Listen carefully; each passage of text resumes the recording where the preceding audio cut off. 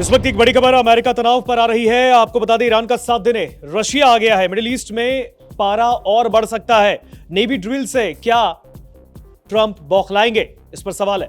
एक बड़ी खबर आपके सामने आपको बता रहे हैं हम। इस पर बातचीत के लिए हमारे साथ चेतन जुड़े हैं। चेतन, मिडिल ईस्ट में अमेरिका ईरान और जिस तरीके से तनाव में इजाफा, कैसे देख रहे हैं इसे? क्या हुआ है, ताजा क्या मामला है?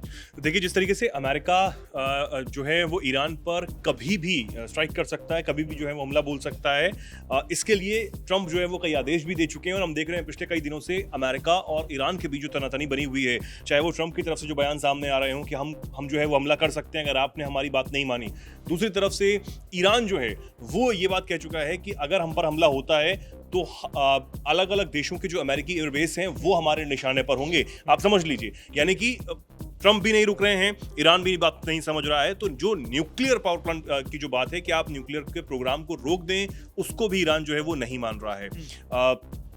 बैठकें हो चुकी हैं, जो बैठक हुई है ओमान में वो भी बेनतीजा रही है। अमेरिका ने कई बार समझाने की कोशिश की, ट्रंप ने कई बार समझाने की कोशिश की, अपने दूत जो है उनको भेजा, लेकिन ईरान हमेशा यही कह रहा है कि हम आपकी बात नहीं सुनने वाले हैं, बिल्कुल नहीं रुकने वाले हैं। अब इस बीच खबर ये सामने आ रही है कि ये तनातनी है वो अब और ज्यादा चरम पर जो है वो पहुंच सकती है। खबर है कि ओमान सागर और उत्तरी हिंद महासागर में ईरान और रूस मिलकर एक युद्ध अभ्यास जो है वो करने का विचार कर रहे हैं, वो करने जा रहे हैं। दोनों देशों का ये कदम अमेरिकी राष्ट्रपति ट्रंप को जो है वो गुस्सा दिलाने वाला ही होगा और कहीं ना कहीं उनकी बौखलाहट जो है वो और ज्यादा बढ़ने वाली है। अब क्योंकि हम ये देख रहे हैं, ईरान का सपोर्टर रूस रहा है और चीन भी रहा है। चीन का जिक्र हम यहाँ अभी नहीं कर रहे हैं क्योंकि अभी जो फिलहाल युद्ध अभ्यास जो होने जा रहा है वो रूस के साथ होने जा रहा है ईरान का।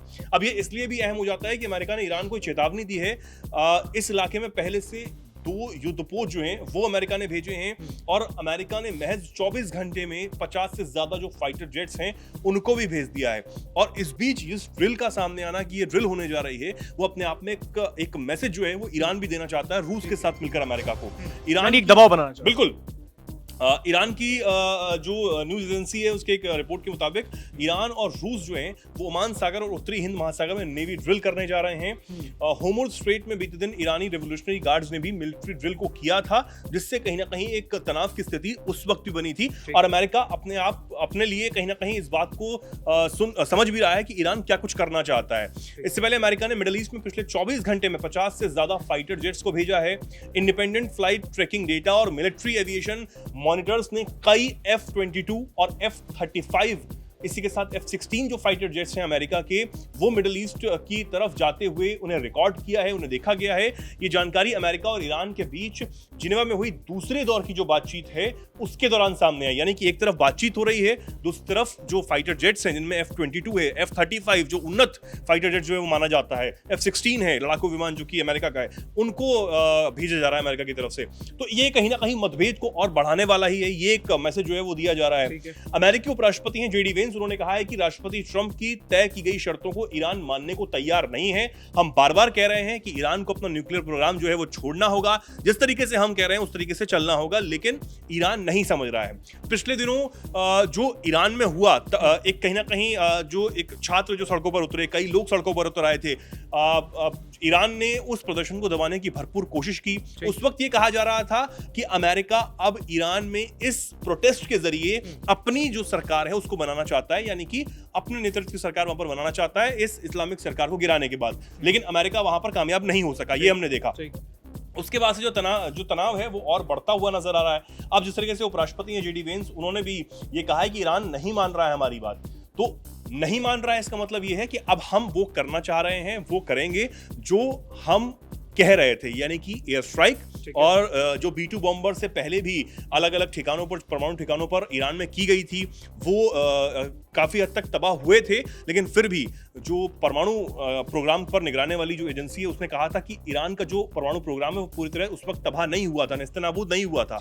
उसके बाद ट्रंप ने कहा था कि कोई बात नहीं, हम दोबारा से स्ट्राइक जो है वो करेंगे, और ट्रंप बार बार इस बात को कह रहे हैं। अमेरिकी अधिकारियों के मुताबिक यूएस इस इलाके में अपनी हवाई और समुद्री क्षमताओं को मजबूत करने में भी जुटा हुआ है।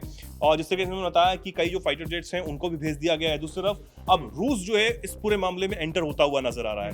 तो ईरान को कई जो हथियार हैं, कई जो ड्रोन्स हैं, जिस तरीके से ईरान की तरफ से भी जाते रहे रशिया, जब जो कि तनाव चल रहा है यूक्रेन के साथ में, चीन जो है वो कहीं ना कहीं सपोर्ट जो है वो ईरान को करता ही है। तो अब खुलकर जो युद्ध अभ्यास हो रहा है वो रूस को भी पता है कि एक मैसेज अमेरिका को जाएगा, क्योंकि मिडिल ईस्ट में तनाव बढ़ा हुआ है और इस युद्ध अभ्यास से, इस मिलिट्री ड्रिल से तनाव और ज्यादा बढ़ सकता है। लेकिन उसके बावजूद जो रूस है वो माना है।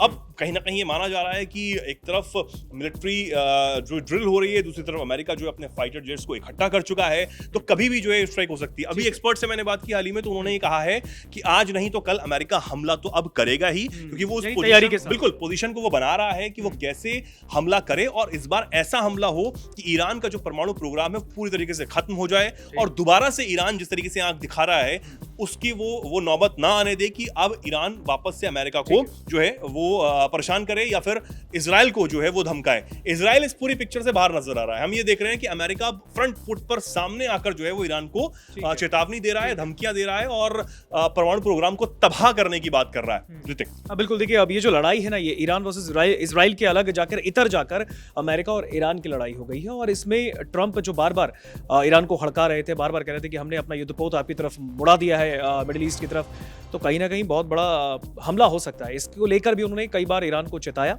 दूसरी ओर supreme leader Ayatollah Ali Khamenei ने क्लियर कर दिया कि हम अमेरिका की गीदड़ भभकियों से नहीं डरेंगे, अगर अमेरिका हम पर हमला बोलता है तो फिर हम भी पलटवार करना जानते हैं।